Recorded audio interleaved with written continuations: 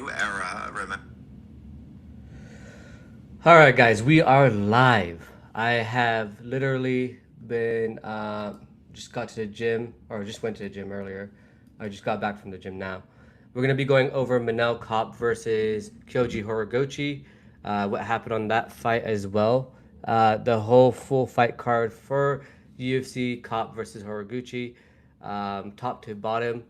I'm gonna go ahead and settle in a little bit more. I do apologize for being a little wet. I just spilled my entire water bottle trying to get ready for this and get things sorted out. So, oh boy, we are getting there, slowly but surely.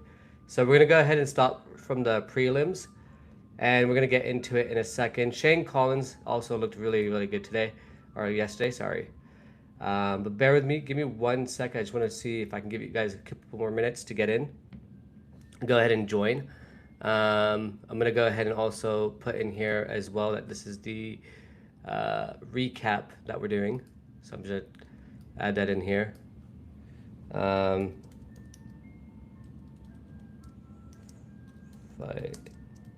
or recap. All right, for those of you who thought I was going to be starting sooner and earlier today, I do apologize. But yeah, just waiting on you guys to join in on the fun and the action while I go ahead and set this all up. So let me also message people on X as well that we're live.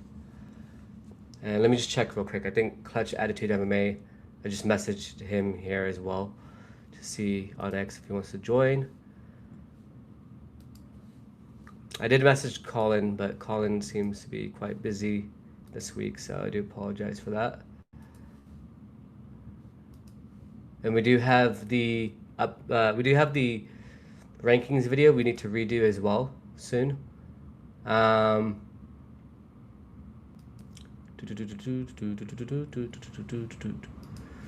Okay, let me go ahead and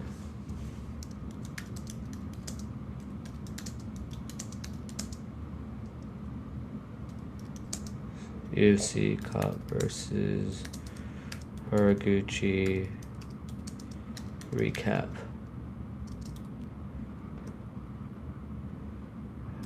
UFC.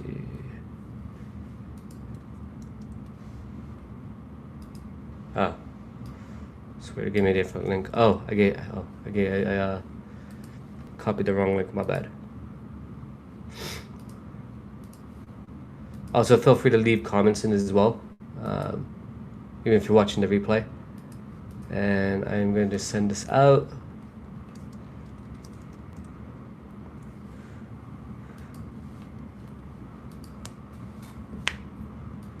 And I'm also going to do one more thing.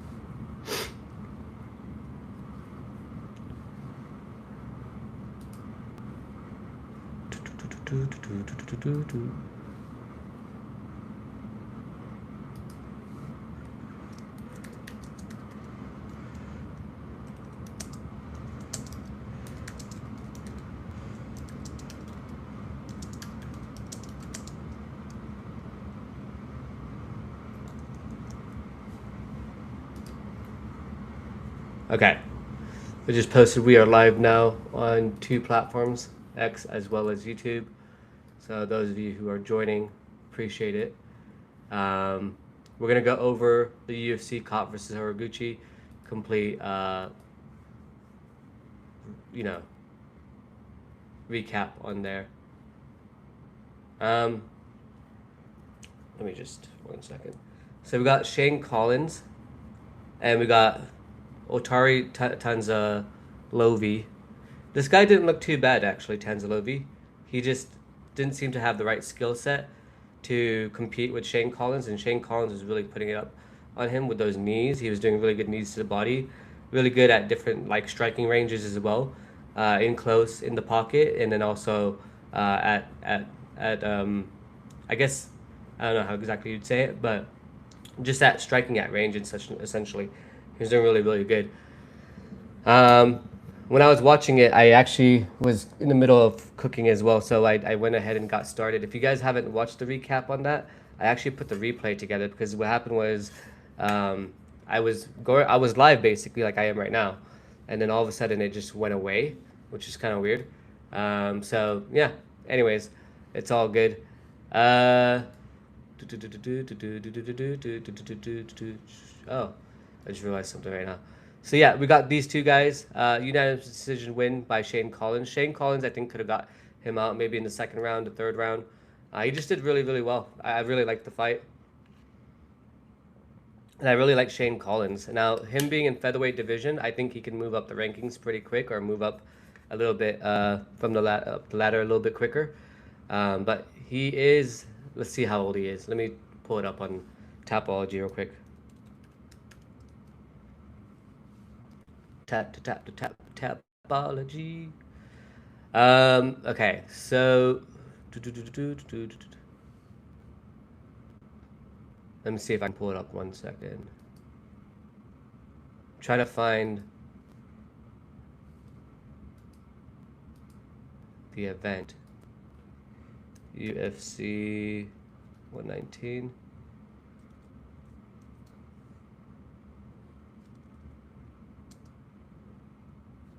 UFC Fight Night. What was it? Yeah, I found it. Kape versus Horiguchi 2. Tapology had just so many commercials, or so many ads. It's just commercials. It's crazy. They just have so many ads. It's crazy. All right, so Shane Collins is American. I think that guy he fought against was, well, that's his second loss actually on his record, which is pretty, but not bad. Now he's 1-0 in the UFC. Let's see how old he is. 1 second. Okay, so he's 26 years old, born in 2000s, March of 2000. So him being 6 years old, which is, that's kind of cool. 26 years old. That being said, him being 26 years old, I think he's pretty young, so he definitely has a little bit of time.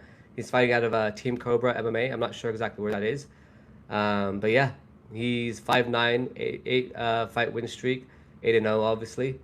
And nickname is Hollywood, so that's gonna be pretty dope. It's gonna be interesting to see how he mixes up with these featherweights. Let's go into the next one. So the next one we have Cara Rosa. Honestly, Cara Rosa's was number 8 coming into this fight, and Luana Santos was number 11. Cara Rosa just looked, in my opinion, like completely. Even though she's Brazilian and she probably does have a little bit of a grappling background, she just looked like really lost on the feet, lost on not on the feet, sorry, on the ground there.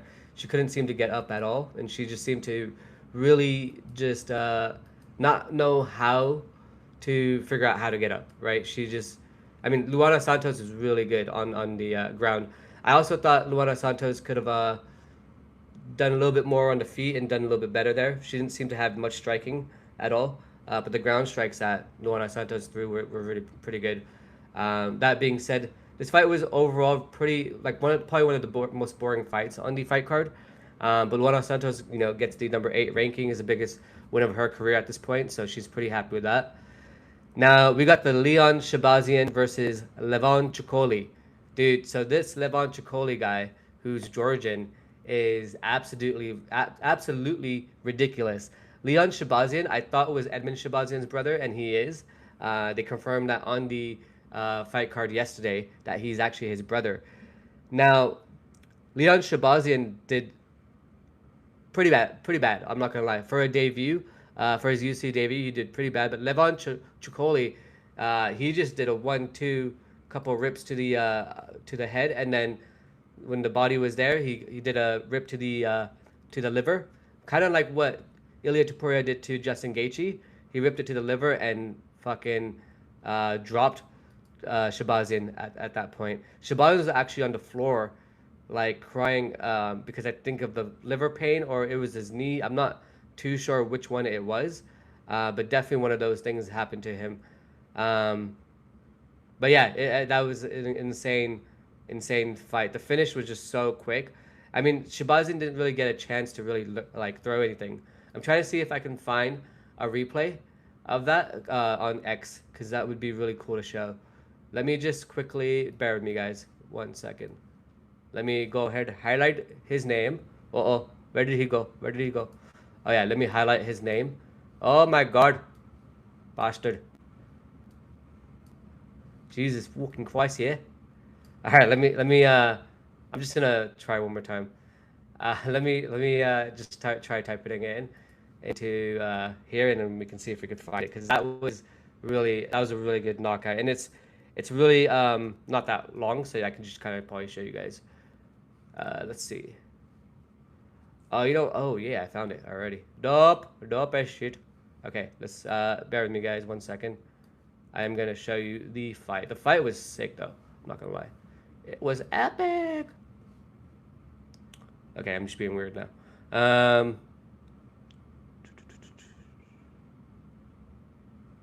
Oh. Okay, I'm genuinely like, my brain's a little fried. I just did a 30 minutes on the UFC, who is incredible, especially at this fight. I thought he did a really good job. And Leon Shahbazyan, obviously, he can probably have another opportunity here. Michael Aswell started really well in this fight, especially in the first round. In that first half of the round, he started really, really well. And then Gaston Bolaños, who I actually picked to win this fight, did really a sick, incredible job. He did a really, really good job with the just staying in the fight, especially in the first round. Towards the end of that first round is when I think he started to take over, and I think it was kind of just his round from there. Even though Michael came back like really hard in the third round, Gaston Bolaños just did enough to kind of get the 29-28 decision. I actually, to be honest with you, I wouldn't have been upset if it would have went to Michael Aswell. He could have definitely won that fight. It was a very competitive fight, but I think him being such a high, I mean, he was like a minus 400, right? I think he was actually a little bit less than that, but it says he's a minus 400, and then Bolaños was plus 320. I mean, these guys really put on a good fight. It was a very entertaining fight, and yeah, I mean, Bolaños really did take over in round number 2, and then Michael Aswell did do really well in round number 3, but ultimately they gave it to Gaston Bolaños, so it was an epic fight.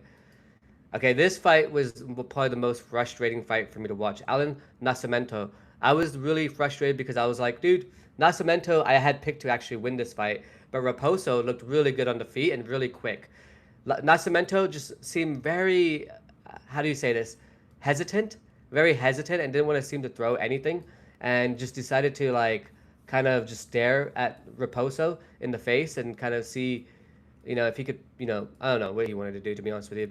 He didn't do anything, especially in that first round and that second round. And then the third round, he did bring it on a little bit more, showed a little bit more sense of urgency, but ultimately just didn't do enough in the fight. It was kind of like me. It was like a recap to watching Chito Vera fight, and you just see Chito Vera not doing anything, and kind of just like hesitating and just standing in front of his opponent and not moving or throwing any strikes. And Nascimento was just trying to get Raposo down as much as he possibly could, going for the single legs takedowns, and Raposo was just basically I mean, he did get taken down in the third round, and that was pretty much mostly not all in Nascimento's round, but he just didn't do enough, and it was so kind of annoying to watch, because I just thought Nascimento needed to put more sense of urgency on it and really figure out how to get this guy out, really, honestly. The next one is Bia Mesquita versus Melissa Mullins. Now, Melissa Mullins has a jiu-jitsu background, so I think this is why she made a fight IQ mistake. But what happened was Bia Mesquita was on the feet with her. Melissa Mullins clips Bia Mesquita. Bia Mesquita falls down. Melissa falls on top of her and then decides to stay on the ground with her. I don't think that was a good idea, because Bia Mesquita was able to pull out the armbar and get the submission win from there. And I think Melissa Mullins kind of felt a sense of safety, but thinking that she has a jiu-jitsu background, she can do it and stuff like that. I don't know why she would do it. I think she could have done a way better job just staying on the feet. I mean, especially the fact that she clipped her. She obviously had the advantage in the striking on that part. So I don't know why she would do that. The finish was um, pretty savage, to be honest with you, by Bia Mesquita. And Bia Mesquita, I think that was one of her biggest wins as well, if I'm not mistaken. I could be mistaken on that one, but I'm pretty sure it was a good win for her. Um, oh, okay, sorry, real quick. Josh Hoke, by the way, said, I'm waiting for my Happy Father's Day message from Alex Pereira because I'm your daddy. Haha. Yo soy tu padre. I learned that in Spain. Anyways, Andre Lima versus Kevin Borjas. Oh, this is a sweet ass fight. The same thing. Andre Lima and Alan Nascimento could be brothers. Now I say that because these dudes just didn't have anything on the feet for their opponents, like nothing at all. They would just like stare at them in front of them and just stare in front of them and stand in front of them and not do anything, not throw anything. Um, Again, Andre Lima did throw a little bit more hesitant with a little bit more urgency towards the end of the round or in the third round, but it just was a little bit too little, too late, so to speak. The other issue I had as well is Andre Lima did kick Kevin Borjas in the groin, and Kevin Borjas took I think it was in the second round, and he took the full 5 minutes. And I'm thinking to myself that he doesn't look like he's recovered, and he decided to go back into the fight, but he did not look recovered to me. So I was kind of like, I don't know if he should be, getting back into that fight with that type of, with that type of, injury or foul or whatever you want us to call it. However, Andre Lima just looks so slow. Like he was undefeated before this fight, and he was the biggest favorite on this fight card, and Kevin Borjas was the biggest underdog on this fight card. And it just completely went the opposite way. I mean, Kevin Borjas, I picked him to win anyways. I think Kevin Borjas is a really good fighter, really underrated fighter, especially at flyweight, and he definitely showed it yesterday. So that was pretty awesome. Okay, so this one, Vinicius Oliveira versus Andre Fili. Andre Fili had Vinicius Oliveira a couple times, but Vinicius Oliveira did not respect Andre Fili's like striking and power. And I think, if I'm not mistaken, if I remember correctly, Vinicius Oliveira, Andre Fili had Vinicius Oliveira out like on his feet at one point, if I'm not mistaken. I might have got that wrong, but yeah, he just didn't respect Andre Fili and eventually took him out. I think Andre Fili has a tattoo of this goddess, Hindu goddess, which is pretty cool. Yeah, I mean, so this is Vinicius Oliveira's debut at featherweight. He looked really good to me. He looked really good, and he looked really big. He looked actually bigger than Andre Fili, which was kind of surprising to me. I was thinking that at bantamweight he's kind of like a weight bully at bantamweight. He still looked like a weight bully at featherweight, so I was a little bit more surprised to see that be there and see that sort of be the my sort of take on that. And at the end of the day, he did a really good job. He's gonna probably I mean, it sucks for Andre Fili. Andre Fili's got like a really bad UFC record at this point. I think, let me double check with him. I think he's like, yeah, he's 13 wins and 13 losses. So he's 50-50, and he's got one no contest in the UFC. That's not a good fight record. I said that in my predictions video as well. That's not a good fight record to really have, especially in the UFC. Now, I don't know if the UFC is going to cut him because he does always bring it, but I just don't want the UFC to get watered down with the type of contenders they have. I guess you got to have some people who are the nail, so to speak, in these divisions. But it just sucks because Andre Fili, I feel like there was a lot he could have done to really win that fight, but he just seemed to not ever gain that respect from Oliveira. And Vinicius Oliveira, he's pretty decent. I mean, he lost his last fight to Mario Batista, which is not a bad fight to lose, to be honest. That being said, let's get into the next one. All right, I feel bad for Malsik Bagdasaryan. Dude, this guy hasn't won since 2023. His last loss before this was to Gene Silva. Gene Silva knocked him out. Yeah, it sucks, man. Bagdasaryan does need to get if he doesn't get cut, he needs to come with another win. He's 8-4 in his record at the moment. He's 3-3 though in the UFC, so kind of like Andre Fili, like I said earlier, 50-50 essentially. His last win was against Tucker Lutz in the UFC Fight Night, but back in 2023 of July. So it kind of sucks that he had to face all these killers in this division as well. That being said, man, Magomedov looked good. Magomedov looked really, really good. Um, I think it's Murtazali. Murtazali is 11-0 at the moment.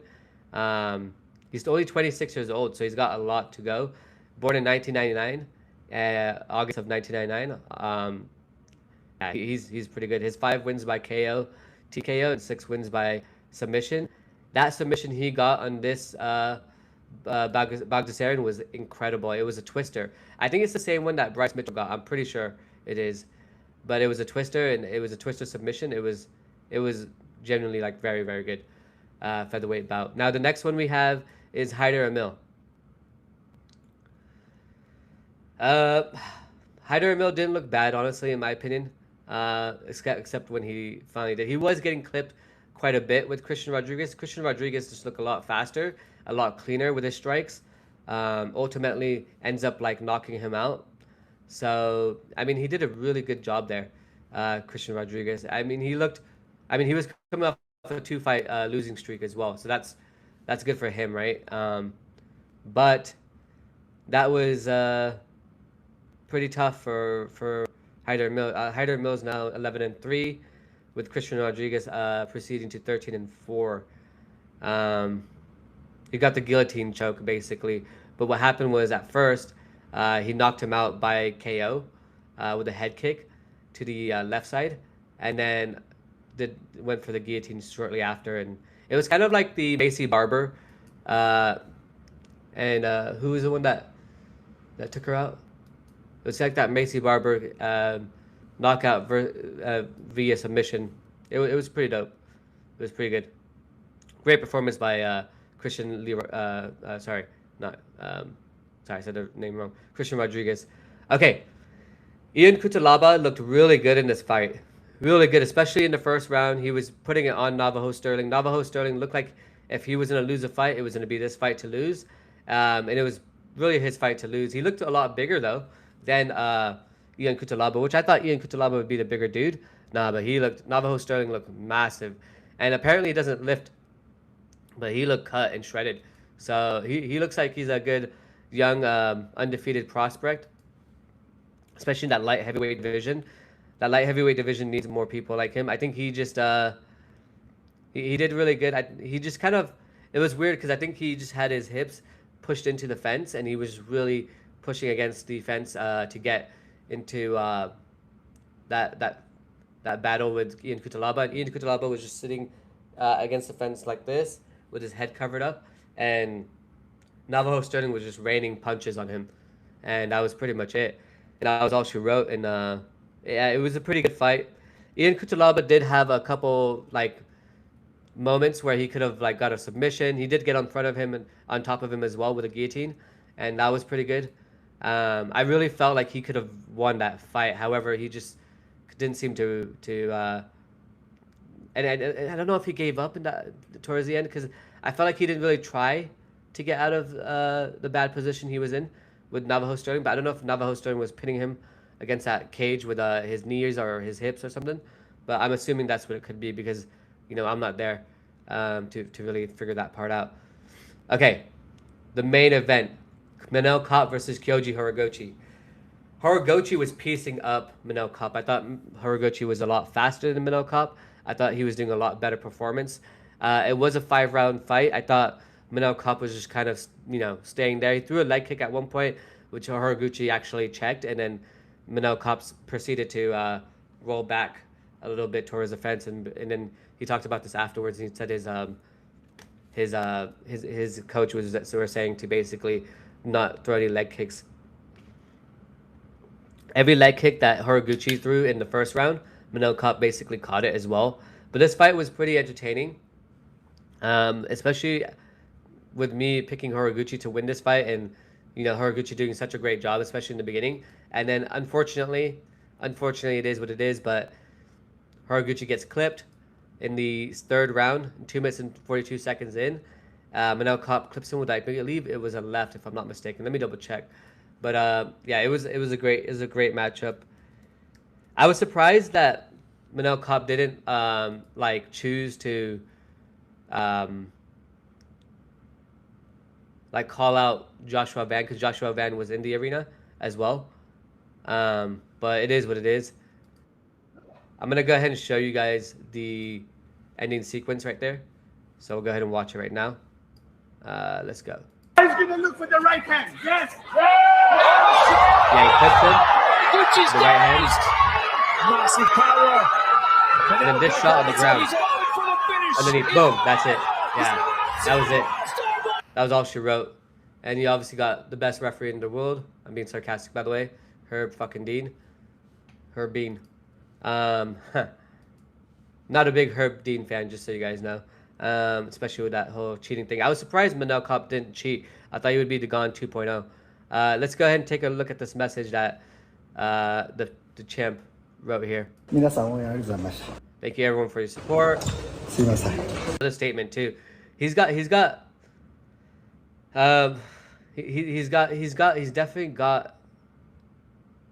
He doesn't have the age on his side, right? Let me see how old he is at the moment. So he's 35 years old. Oh, he's born two days before me, October 1990.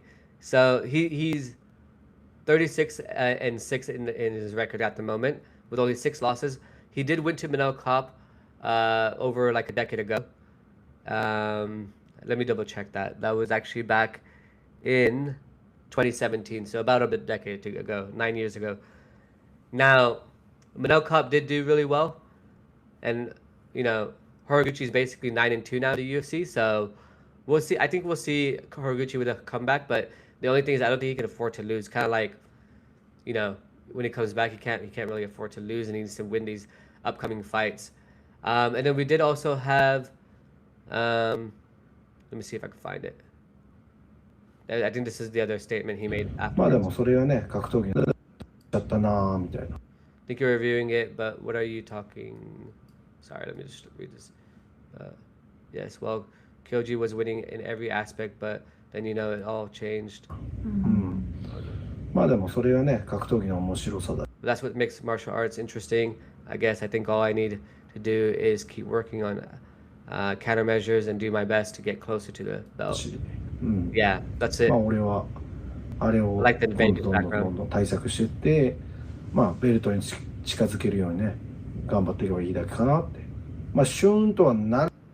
I feel a bit down, but I guess I just accepted that I lost. But what do you say? I guess it's time for the next one. I'm sure they're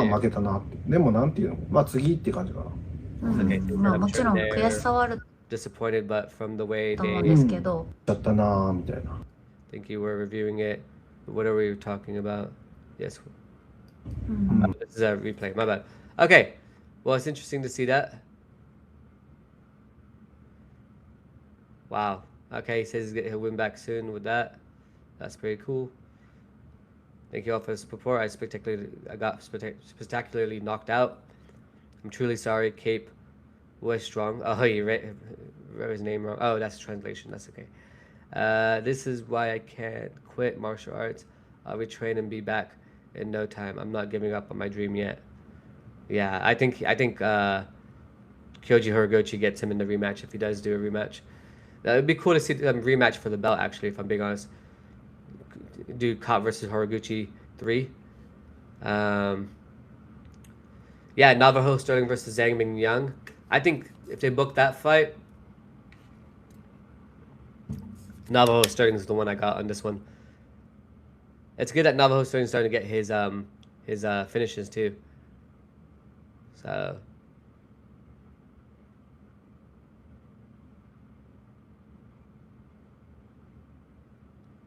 alrighty. Well, Plessis versus Usman's been booked yesterday. We saw that on the live broadcast. It is official. I'm gonna give you guys my early predictions for this fight. It's hard to say the way I see this fight. You know, obviously, Usman is what? He's 1-4 in his last 4 fights. He lost 2 title fights to Leon Edwards, who's also on a 3-fight losing streak. He arguably had a competitive fight with Khamzat Chimaev, who just lost his O, right? Then you have Du Plessis, who just lost to Khamzat Chimaev. Now, Kamaru Usman did a lot better in the fight against Khamzat versus Du Plessis. Du Plessis just could not get the fuck up. I think this one, whoever wins, they're gonna go for that title shot.